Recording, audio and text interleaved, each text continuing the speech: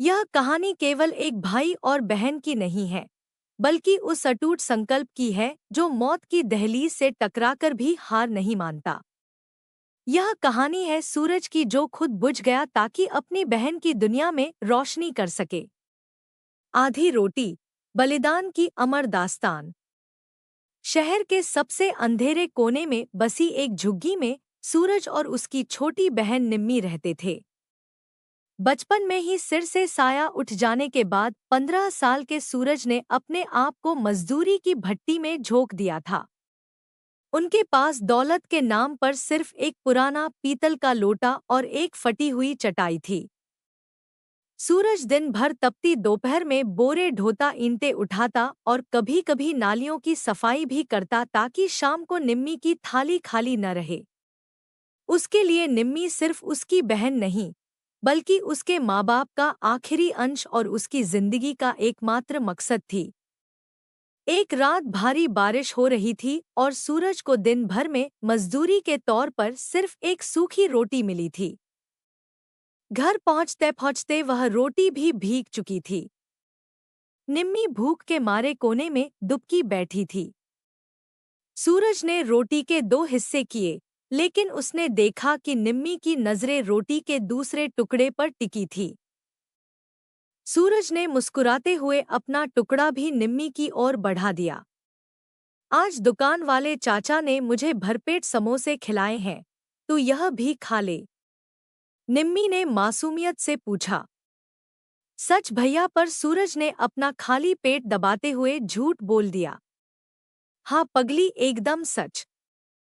वह रात सूरज ने सिर्फ पानी पीकर काटी, पर उसके दिल को यह सोचकर सुकून मिला कि उसकी बहन आज चैन से सोएगी। फिर सूरज ने ठान लिया था कि निम्मी को वह नरक की यह जिंदगी नहीं जीने देगा। उसने निम्मी का दाखिला शहर के एक बड़े सरकारी स्कूल में करा दिया। किताबों के पैसे जुटाने के लिए सूरज ने रात की नींद बेच दी। वह दिन में दिहाड़ी मजदूरी करता और रात में एक कारखाने में पहरेदारी। उसकी आंखों के नीचे काले घेरे पड़ गए थे और पसलियां दिखने लगी थी। निम्मी अक्सर कहती, भैया आप अपना ख्याल नहीं रखते, पर सूरज हंसकर टाल देता, जब तू बड़ी अफसर बन जाएगी तब मैं राजभोग खाऊंगा और खूब सोऊंगा। फिर वक्त बीतता गया और निम्मी कॉलेज पहुंच गई। वह प्रशासनिक सेवा (आईएएस) की तैयारी करना चाहती थी। कोचिंग की फीस और किताबों का खर्च सूरज की क्षमता से बाहर था, लेकिन उसने हार नहीं मानी। उसने अपना खून तक बेचना शुरू कर दिया ताकि निम्मी की पढ़ाई न रुके। सूरज को अक्सर तेज खांसी आती और कभी-कभी खांसी के साथ खून भी आता। उसे पता था कि उसे फेफड़ों की गंभीर बीमारी हो गई है, लेकिन उसने यह बात निम्मी से छिपाए रखी। वह डरता था कि अगर निम्मी को पता चला, तो वह अपनी पढ़ाई छोड़कर काम करने लगेगी। फिर निम्मी की मुख्य परीक्षा में केवल 1 महीना बचा था। सूरज की हालत अब ऐसी हो गई थी कि उससे खड़ा भी नहीं हुआ जाता था। उसका शरीर कंकाल जैसा हो गया था, पर उसकी आंखों में अब भी वही चमक थी। उसने आखिरी बार अपनी कुछ पुरानी चीजें और अपनी माँ की आखिरी निशानी, एक सोने की अंगूठी, बेच दी ताकि निम्मी परीक्षा के लिए दिल्ली जा सके। स्टेशन पर छोड़ते वक्त सूरज ने निम्मी का हाथ थामा और कहा, देख निम्मी लौट कर आएगी तो अपने साथ वह लाल बत्ती लेकर आना। मेरा सपना उसी में बसा है। फिर निम्मी के जाने के बाद सूरज पूरी तरह बिस्तर पर गिर गया। झुग्गी में उसे पानी देने वाला भी कोई नहीं था। उसे तेज बुखार था और सांस लेना मुश्किल हो रहा था। पड़ोसियों ने उसे अस्पताल ले जाने की कोशिश की, लेकिन सूरज ने मना कर दिया।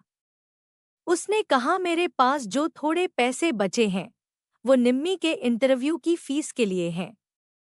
मुझ पर खर्च मत करो। अंतिम समय में भी वह मौत से लड़ रहा था, सिर्फ इसलिए कि उसे निम्मी के अफसर बनने की खबर सुननी थी। उसकी हर सांस एक प्रार्थना थी, हे ईश्वर, बस तब तक मुझे मत उठाना जब तक मेरी बहन अपने मुकाम पर न पहुंच जाए। निम्मी का इंटरव्यू बहुत शानदार रहा। वह खुशी खुशी घर लौट रही थी। उसे लगा था कि अब उनके दुख के दिन खत्म हो गए। लेकिन जब वह अपनी गली में पहुंची तो वहां सन्नाटा था। उसकी झुग्गी के बाहर भीड़ जमा थी। उसका दिल जोर से धड़कने लगा। वह दौड़कर अंदर गई तो देखा कि सूरज एक पुरानी फटी चादर से ढका हुआ है। वह जा चुका था।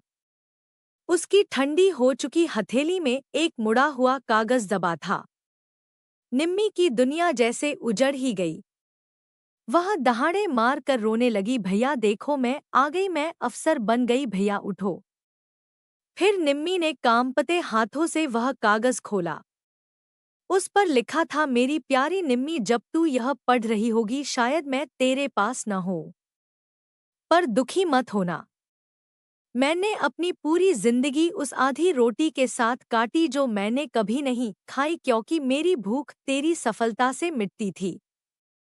मैंने तुझसे अपनी बीमारी छिपाई ताकि तू कमजोर न पड़े। अब तू पूरे जिले की माँ है, सब भूखों का ख्याल रखना। मैं तेरे मेडल में हमेशा मुस्कुराता रहूंगा। निम्मी को अब समझ आया कि उसका भाई उसे खिलाने के लिए खुद कितने सालों तक भूखा रहा था। फिर भाई का अंतिम संस्कार करने के बाद निम्मी पूरी तरह टूट चुकी थी, लेकिन उसे सूरज का वह खत याद आया। उसने तय किया कि वह अब रोएगी नहीं, बल्कि लड़ेगी। जिस दिन यूपीएससी का परिणाम आया, निम्मी का नाम मेरिट लिस्ट में सबसे ऊपर था।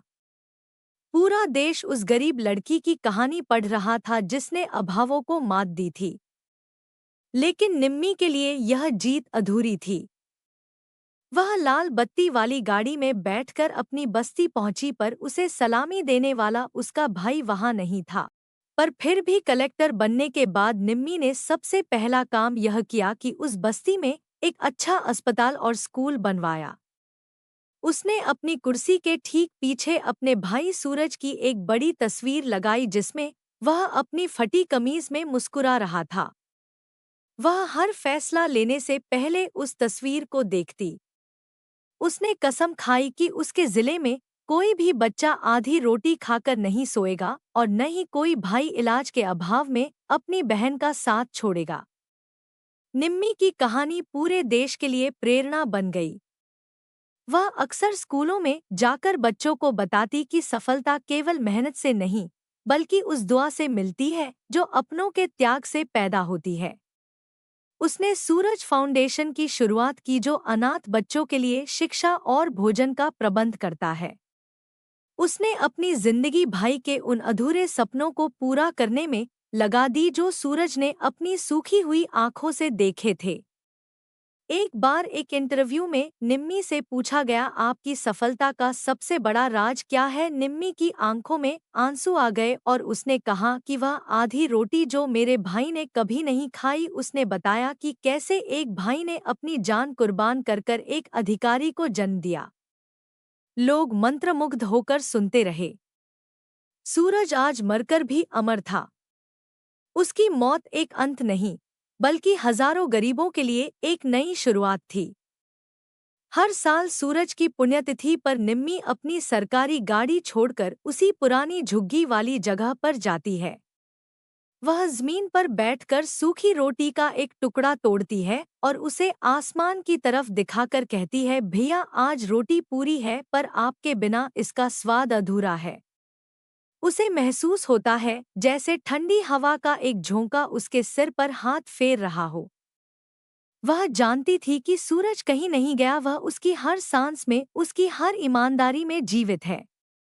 यह कहानी हमें सिखाती है कि रिश्ते खून के नहीं, एहसास के होते हैं। एक भाई का त्याग और एक बहन का प्यार जब मिल जाता है तो इतिहास रचा जाता है। गरीबी शरीर को कमजोर कर सकती है पर आत्मा को नहीं। सूरज ने साबित कर दिया कि एक इंसान बिना संसाधनों के भी दुनिया का सबसे अमीर इंसान हो सकता है, अगर उसके पास त्याग करने वाला हृदय हो। निम्मी ने साबित किया कि सफलता का असली अर्थ पद नहीं, बल्कि उस त्याग का सम्मान करना है जिसने आपको वहां पहुंचाया। आज निम्मी एक जानी मानी ऑफिसर है, लेकिन वह आज भी सादगी से रहती है। उसकी कहानी हर उस भाई के लिए एक सलाम है जो खामोशी से जलकर अपने परिवार को रोशन करता है।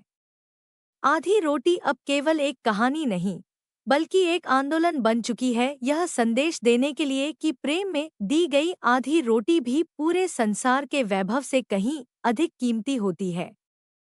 सूरज आज भी निम्मी के कार्यों में चमक रहा है और यह चमक कभी फीकी नहीं पड़ेगी।